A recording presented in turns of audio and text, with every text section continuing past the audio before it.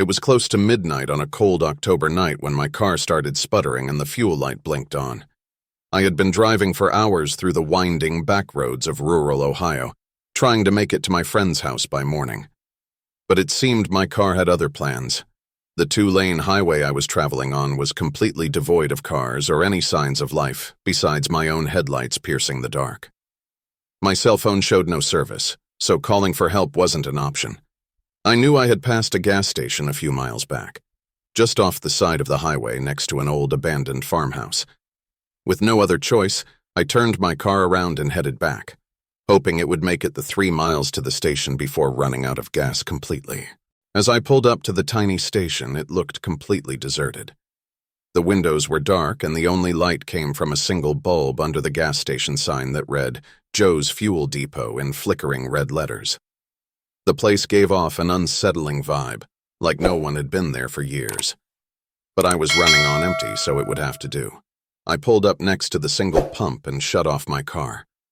The sudden silence was heavy and oppressive. I hadn't passed another car for at least an hour.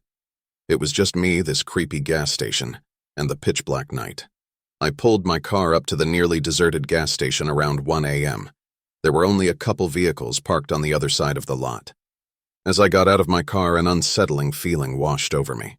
The fluorescent lights overhead were flickering and buzzing loudly. I didn't see any attendants around. The place felt eerily empty. I slowly started to fill up my tank, looking around cautiously. The buzzing lights were starting to give me a headache.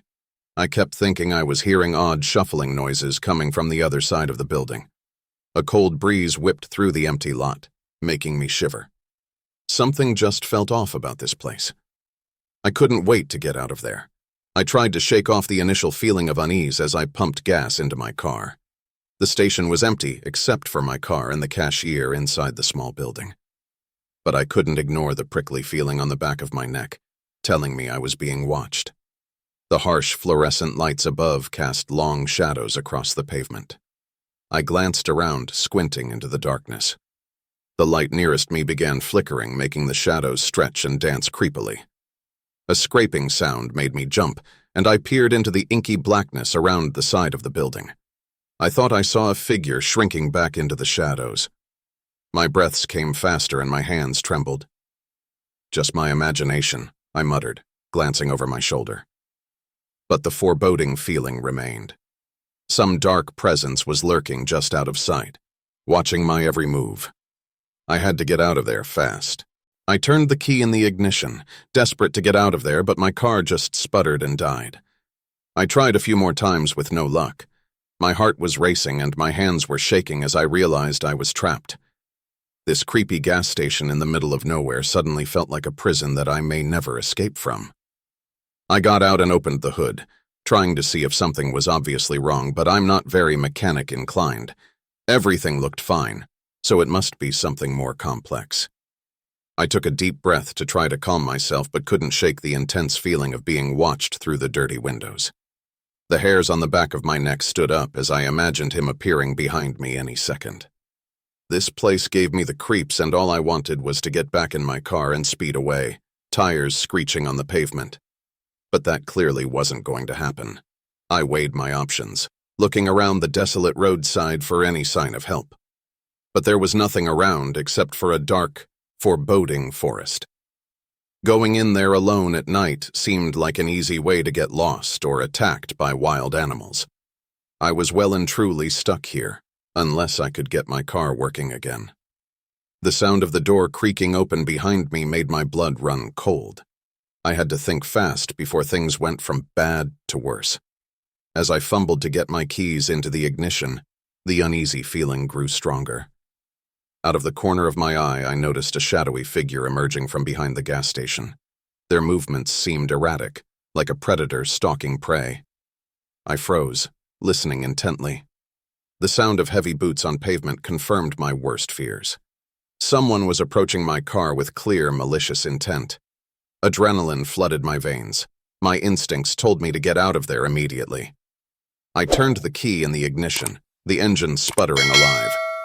Slamming the car into drive, I peeled out of the parking lot. My heart pounded as I checked the rearview mirror, watching the shadowy figure pursuing my car. soon disappearing from view. I had escaped by the skin of my teeth from someone meaning to do me harm that night. The sounds of those approaching footsteps will haunt me forever. As I turned to get back in my car, a pickup truck pulled up and blocked me in. A large, intimidating man got out and started walking towards me. I froze in fear as he approached. He had a crazed look in his eye and was muttering under his breath. As he got closer, I could see he had something in his hand, though I couldn't make out what it was. My heart was racing and I looked around frantically for an escape route, but I was trapped between this threatening stranger and my car. He continued toward me menacingly until he was just a few feet away. I was paralyzed by fear, bracing myself for whatever he was about to do. Just when I thought all hope was lost, another car pulled into the station. The man looked over at the new arrival, then back at me. After a tense moment, he grunted in frustration and turned around, getting back in his truck and speeding off into the night. I nearly collapsed in relief as he drove away. It was the most terrified I've ever been in my life. The man's eyes were darting wildly as he approached me. I knew I had to think fast, or who knows what he was capable of. My heart was pounding and my instincts told me to run. I dropped the gas pump handle and sprinted for my car. As I jumped inside and slammed the door shut, the man grabbed at the handle, trying to yank it open. My hands shaking, I somehow managed to start the engine and throw the car into drive, just as the man began pounding on the window, screaming. I floored it out of there, my pulse racing as I swerved onto the road. I didn't look back until I was a safe distance away, having narrowly escaped what could have been a dangerous, even life-threatening situation. The adrenaline rush was intense, but I was just thankful to have gotten away unharmed. As soon as I felt safe, I knew I needed to report the incident to the police. Even though nothing ended up happening, the man's behavior was extremely threatening and inappropriate. I drove straight to the nearest police station once I left the gas station. The officer took down all the details about what happened and seemed concerned. He said they've had complaints about that gas station before, which sent a chill down my spine. I gave a full description of the man along with the make and model of his truck. The officer said they would send a patrol car to keep an eye on the gas station and try to identify the man. I was so glad I came in to make the report, as now there was an official record of what occurred. The officer made sure I got home safely that night. He encouraged me to call 911 right away if I ever feel threatened like that again. I'm hopeful the police report will help prevent this from happening to someone else. No one should feel terrified when simply trying to fill their gas tank. The officer assured me I did the right thing by reporting it. I wish I could say that over time, the fear faded, but that wasn't the case. For weeks afterwards, I found myself constantly looking over my shoulder when I was pumping gas or just sitting in my car. Every unexpected sound or movement out of the corner of my eye would make my heart race.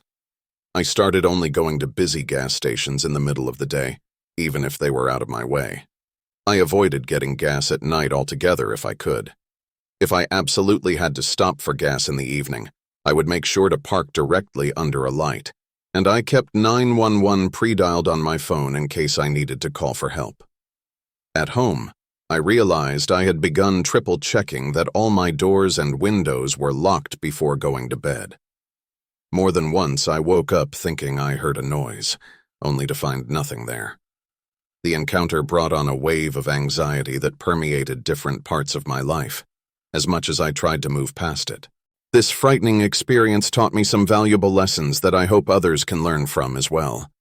When stopping for gas or anything else late at night, it's best not to go to isolated places if possible.